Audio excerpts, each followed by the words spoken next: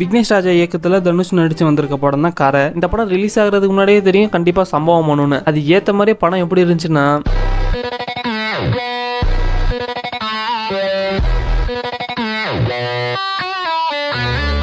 விக்னேஷ் ராஜாவோட ஃபர்ஸ்ட் படமான போர் தொழிலே எனக்கு ரொம்ப பிடிச்ச படம் தான். ஆனால் நான் தேட்டரில் அதை மிஸ் பண்ணிட்டேன். அதனால இந்த படத்துக்கு போயே ஆகணும்னு போயிட்டு வந்துட்டேன். இந்த படத்தை தேட்டரில் மிஸ் பண்ணிட்டீங்கன்னா லாஸ் கண்டிப்பாக உங்களுக்கு தான். இந்த வீடியோவே ஓப்பன் பண்ணி பார்க்குறீங்கன்னா கண்டிப்பாக இந்த படத்தை பார்க்கணும்னு ஐடியாவில் இருக்கிறவங்களா தான் இருப்பீங்க. அதனால ஃபேமிலியாக போய் படத்தை என்ஜாய் பண்ணிட்டு வாங்க. இந்த படத்தோட பிளாட் எப்படி போகும்னா, திருடனா இருந்து திருந்தி வாழ்ற ஹீரோ ஒரு பிசினஸ் ஸ்டார்ட் பண்றதுக்கு அவரோட நிலத்தை வித்து காசா கேட்கறதுக்கு அவரோட ஊருக்கு ரொம்ப வருஷம் கழிச்சு போறாரு. இப்போ அவரோட அப்பாவும் ஊர்ல இருக்க ஜனங்களும் பேங்க்ல லோனை கட்ட முடியாம கஷ்டப்படுறத பார்த்து என்ன பண்ண போறாருங்கிற மாதிரி தான் கதை போகும். இது இவங்க ஒரு பீரியட் ஹீஸ் ஜெனரல்ல ட்ரை பண்ணியிருக்காங்க. மோஸ்ட்லி 1990s காலகட்டத்தில் அந்த கேமரா மொபைல்லாம் இல்லாத டைம்ல செட் பண்ணியிருக்காங்க. ஆனால் எந்த டைமும் கரெக்டாக சொல்லல.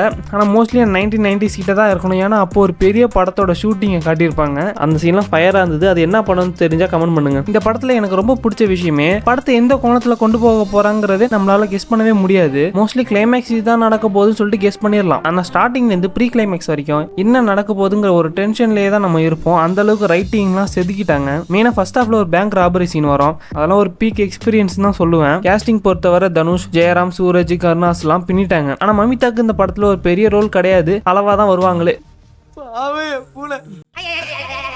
இது ஒரு தனுஷ் படங்கிறத தாண்டி இந்த படத்துக்கு ஒரு பெரிய ப்ரொமோஷன் எதுவுமே கிடையாது. அதுவும் ஒரு பெரிய ஹீரோ இந்த மாதிரியான ஒரு கேரக்டர்லாம் பண்றதுக்கு தனுஷை தவிர வேற யாருக்குமே கட்ஸ் இல்லைன்னே சொல்லலாம். நம்ம ஒரு மாஸ் ஹீரோ அப்பப்போ ஒரு மாஸ் பிஜிஎம் போட்டு வரணும், தேட்டர்ல எல்லாம் விசில் அடிச்சு கொண்டாடணும் நம்மளன்னு சொல்லிட்டு இல்லாம படத்துக்கு என்ன தேவையா அதை தான் நான் பண்ணுவேங்கிற மாதிரி பண்ணிருப்பாரு. இந்த படத்துக்கு பாசிட்டிவ் சொல்ல சொன்னா சொல்லிட்டே தான் இருப்பேன். ஏன்னா நெகட்டிவே எனக்கு சொல்ல தோணல. ஆனா எனக்கு தோண ஒரு விஷயம் என்னன்னா, செகண்ட் ஹாஃப்ல வர பேங்க் ராபரி சீன்லாம் கொஞ்சம் ரிப்பீட்டடாகவும் கொஞ்சம் ரொம்ப ஈஸியா பண்ற மாதிரி இருந்தது. அதுக்கடுத்து ஒன்னே ஒன்று சொல்லி அதுதான் எனக்கு படம் ஆரம்பிச்சுல இருந்து ஒரு நெரடலாவே இருந்தது. அப்பப்போ தனுஷோட ஹேர் ஸ்டார்டிங்ல அதிகமாகவும் நடுவில் கொஞ்சம் கம்மியாகவும் அப்புறம் அப்பப்போ மாறி மாறியும் அப்புறம் கடைசில எல்லாம் ஃபுல்லா கம்மியாகவும் இருக்கிற மாதிரி இருந்தது. இது ஒரு பெரிய மிஸ்டேக்ல தான். ஆனா எனக்கு ஒரு கண்டினியூட்டி எரராகவே இருந்தது. ஏதாவது அடுத்த சீன் வந்தா இவரோட முடி எப்படி இருக்குன்னு பாக்குறதுக்கு தான் என்னோட கண்ணு போகுது. படம் பார்த்த சில பேர்ட்டெல்லாம் கேட்கும் போது ஃபுல்லா மாறிச்சாங்கிற மாதிரி தான் கேட்டாங்க. நான் மட்டும் தான் அதை பார்த்துட்டு இருந்திருக்கோம் போல. இப்போ நான் சொன்னதுனால உங்களுக்கும் அதே தோணிட்டு இருக்கலாம் படம் பார்க்கும்போது. அதனால என்ன திட்டக்கூடாது. ஸோ அவ்வளோதான் இந்த வீடியோ. ஃபைனலா ஒரு நல்ல படம் வந்திருக்கு. கண்டிப்பா தேட்டர்ல மிஸ் பண்ணிடாதீங்க. ஃபேமிலியா போய் என்ஜாய் பண்ணுங்க. ஒரு நம்ம சேனல்ல அடுத்த வீடியோ சொல்லிட்டே இருக்க போட மாட்டேன்னு நினைக்கலாம். நிறைய பேருக்கு நீ யாருனே தெரியாதுங்கிற மாதிரி தான் இருப்பீங்க. என்னையா ஓ மூஞ்சிலே துப்பிக்கிறா.